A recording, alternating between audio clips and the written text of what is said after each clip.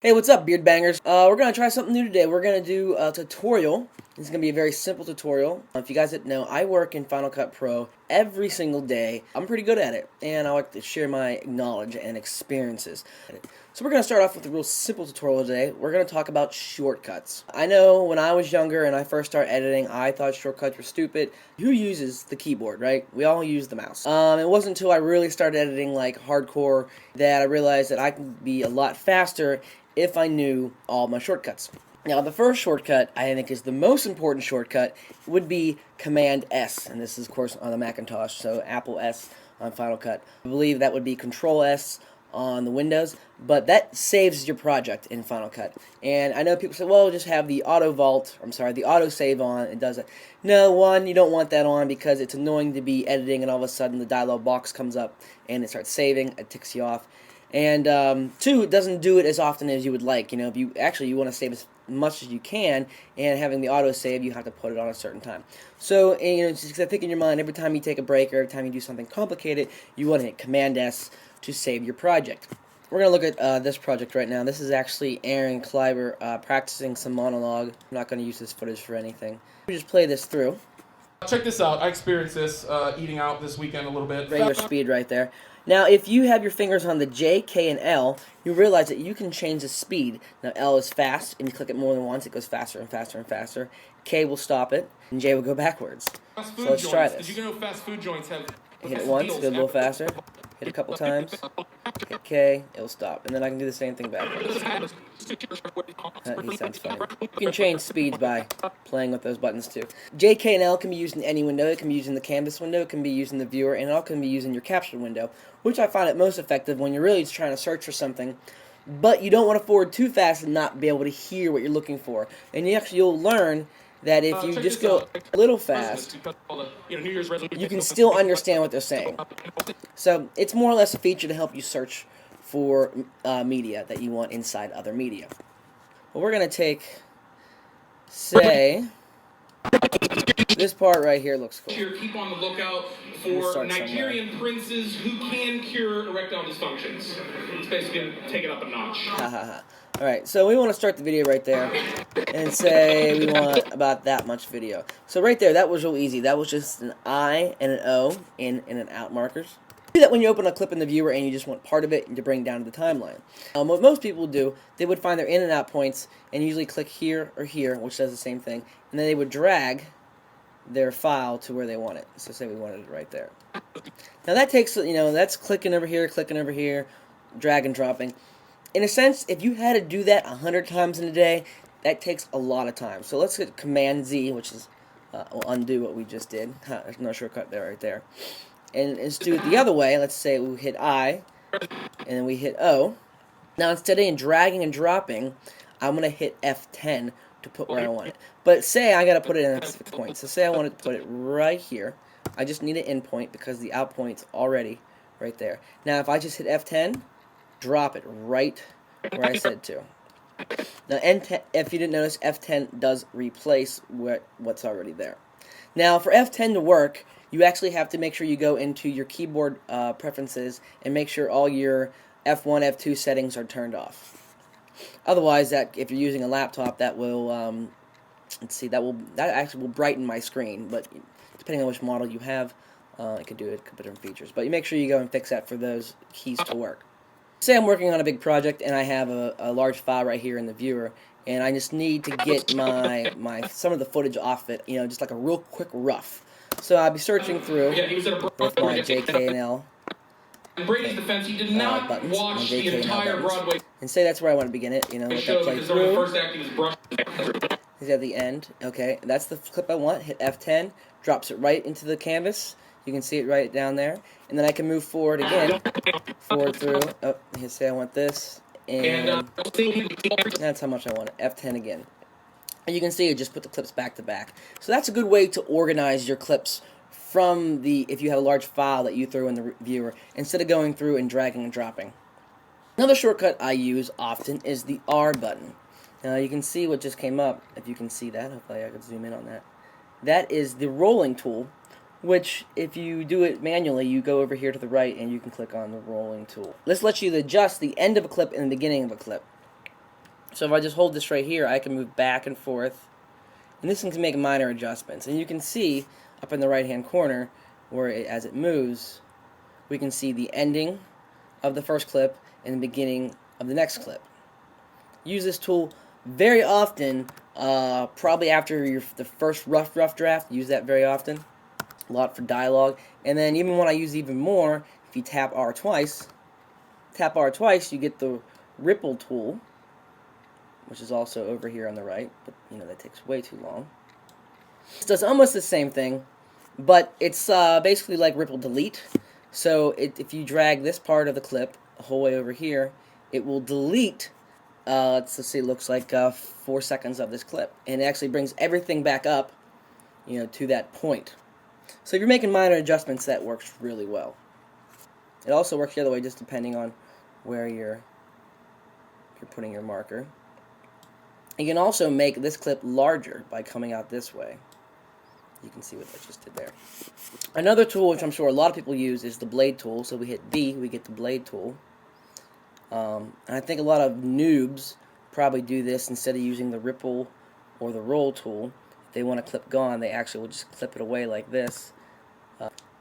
Hit A to get the arrow back and just select and delete, and then they'll right click and they'll close that gap. Now, of course, that is the long way to do that. So if I show you the ripple way, we make our slice with the blade, hitting B, and then we hit RR again, select right here, and just drag over to where we want it.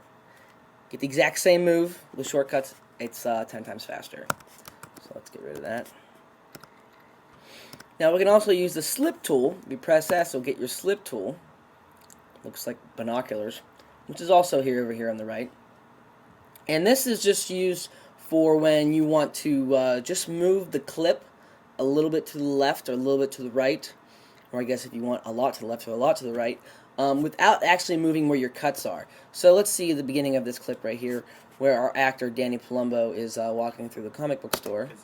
Well, all their doctors are having sex.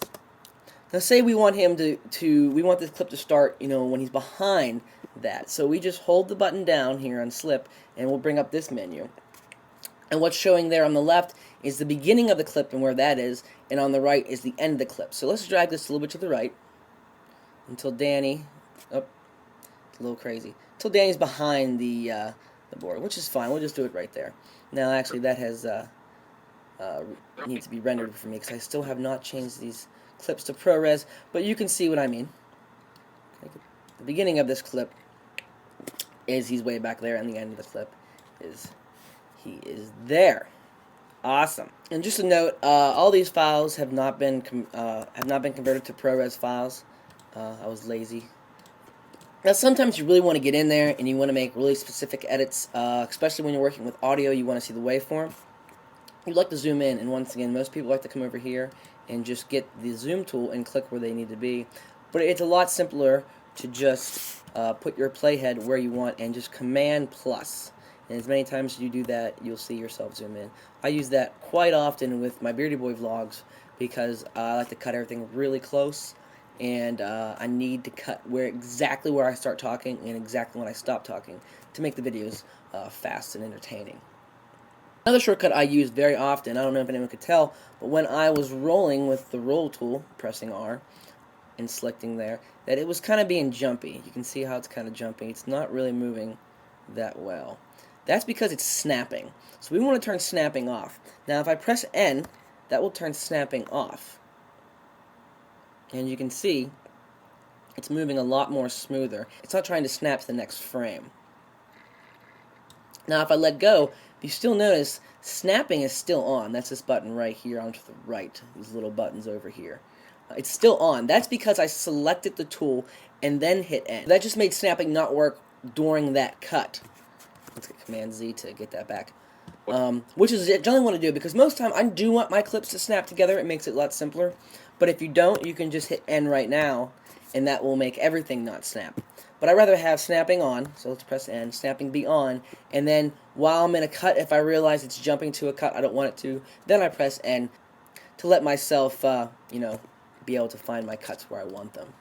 Now we're looking at a Beardy Boy vlog, and I want to show you some some stuff. We're going to punch in Command plus. That's a little too far.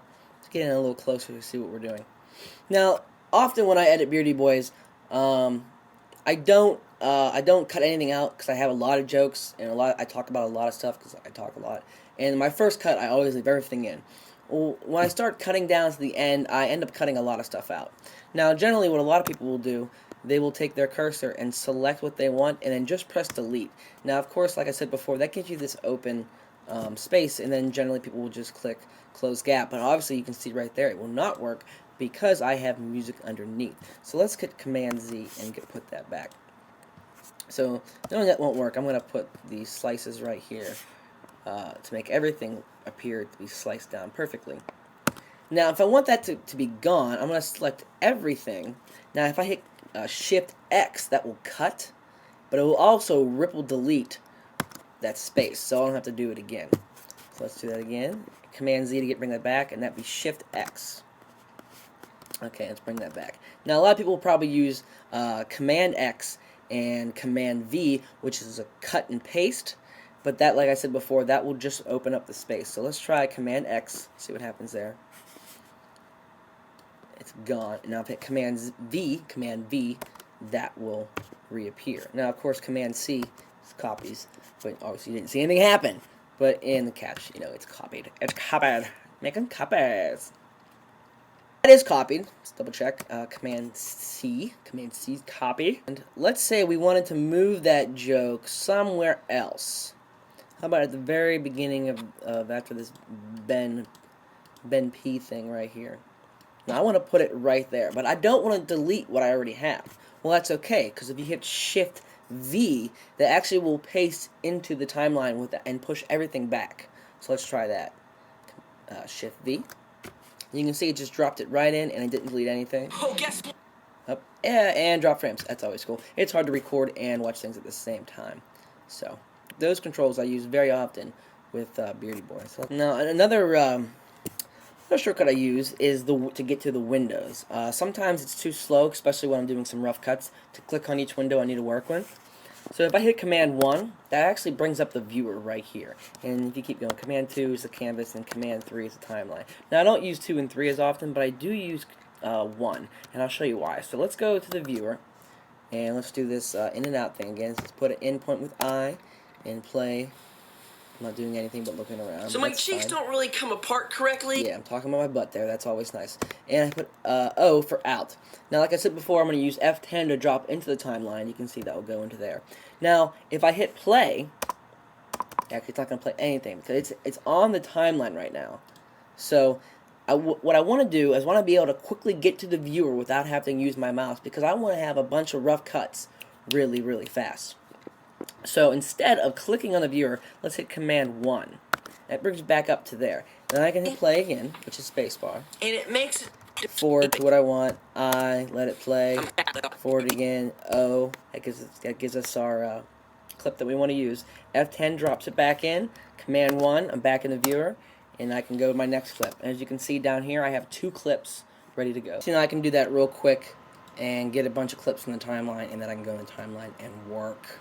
And it depends on your workflow. There are some things I will not do it that way. For instance, certain type of dialogues, I generally don't do it that way, like make my stuff real quick.